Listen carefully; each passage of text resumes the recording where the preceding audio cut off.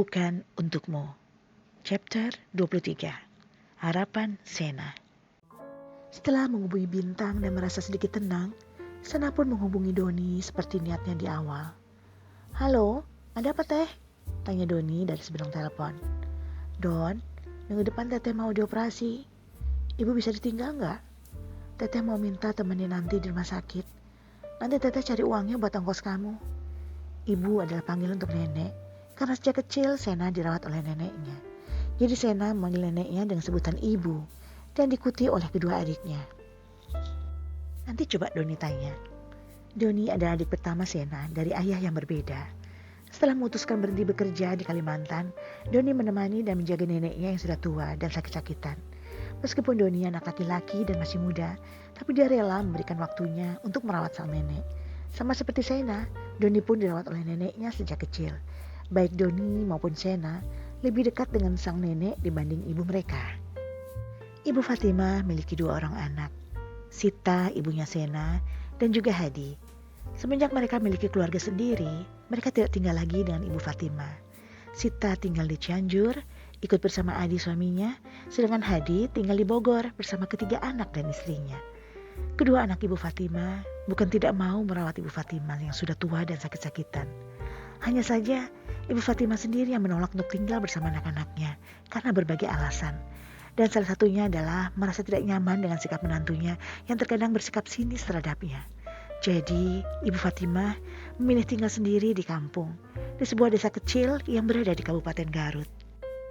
Tak tega neneknya yang sudah tua dan sakit-sakitan, Doni pun memilih untuk menjaga dan merawat sang nenek, meskipun seringkali Doni mendapat ocehan dari neneknya itu jika Doni melakukan sedikit kesalahan saja. Ya, ibu Fatimah sedikit cerewet dan agak pemarah. Tak dipungkiri, seringkali Doni kesal pada neneknya, tapi ia hanya bisa diam dan menurut, juga memaklumi sikap neneknya itu. Orang bilang, semakin tua manusia, maka sifat dan sikapnya akan kembali seperti anak-anak. Itulah yang membuat Doni sabar dan memaklumi sikap sang nenek terhadapnya. Meskipun ibu Fatimah cerewet dan sedikit keras, tapi ia sangat menyayangi anak-anak dan cucu-cucunya. Dan mungkin itu juga yang membuat Doni bertahan. Setiap kali Doni kesal dengan sikap neneknya, dia selalu curhat kepada Sena. Dan Sena selalu menanggapinya dengan gurauan. Supaya Doni tidak stres menghadapi sang nenek, karena Sena sendiri sudah tahu seperti apa sifat neneknya itu. Ya, dia juga pernah ada di posisi Doni. Di antara kedua adiknya, Doni lah yang paling dekat dengan Sena. Bahkan seringkali Doni bersikap manja kepada kakaknya itu. Jadi, Sena lebih memilih minta Doni yang menemaninya di rumah sakit, ketimbang meminta Cindy adik perempuannya. Selain kurang dekat, Cindy juga belum sedewasa Doni. Jadi, belum bisa Sena andalkan juga. Ya sudah, nanti kabari teteh aja ya, ujar Sena, setelah mendapat jawaban dari Doni. Iya, nanti Doni kabari. Teteh tutup dulu teleponnya. Assalamualaikum. Waalaikumsalam. Panggilan berakhir. Sena berharap semoga saja neneknya mengizinkan Doni untuk menemani Sena sementara. Sena sudah tidak tahu lagi harus minta tolong pada siapa untuk menemaninya di rumah sakit nanti. Saudara Sena yang lain memiliki kesibukan masing-masing dan tidak punya waktu untuk menemani Sena di rumah sakit. Hanya ibu dan adiknya yang menjadi harapan Sena. Ibunya sudah jelas tidak bisa. Dan kalau adiknya juga tidak bisa, entah Sena harus minta tolong pada siapa lagi. Andai Sita tidak memiliki pertimbangan banyak biaya yang harus dia siapkan sebelum menemani Sena, mungkin hanya sekedar untuk ongkos saja, Sena bisa mengusahakannya. Tapi kalau Sita butuh uang untuk bekal dan semacamnya, Sena angkat tangan. Jujur, Sena lebih menginginkan Sita yang menemaninya di rumah sakit. Selain Sita lebih bisa diandalkan, mereka juga sesama perempuan. Sena tidak akan segan minta tolong Sita nanti jika ia butuh bantuan di rumah sakit untuk hal-hal yang bersifat privasi.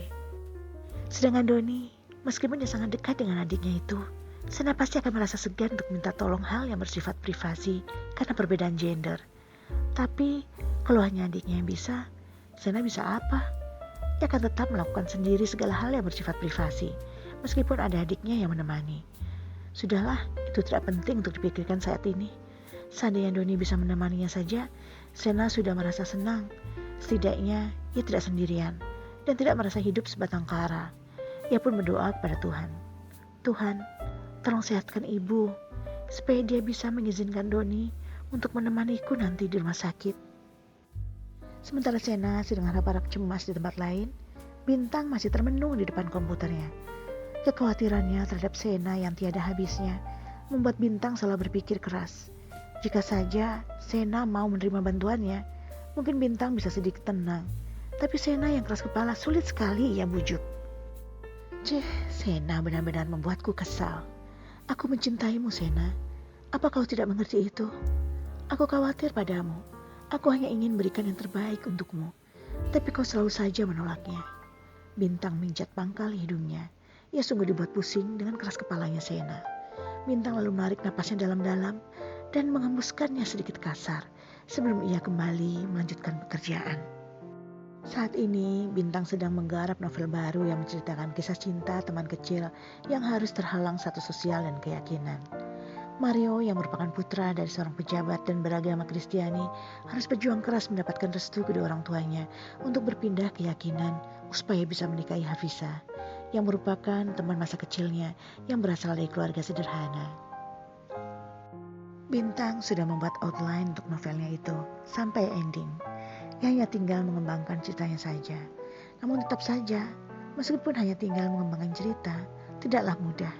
Karena ia harus pandai memilah dan memilih kata yang tepat untuk dipakainya dalam setiap barisan kalimatnya, supaya tidak terkesan kaku dan mengalir saat dibaca. Tentu saja, pekerjaan itu membutuhkan konsentrasi.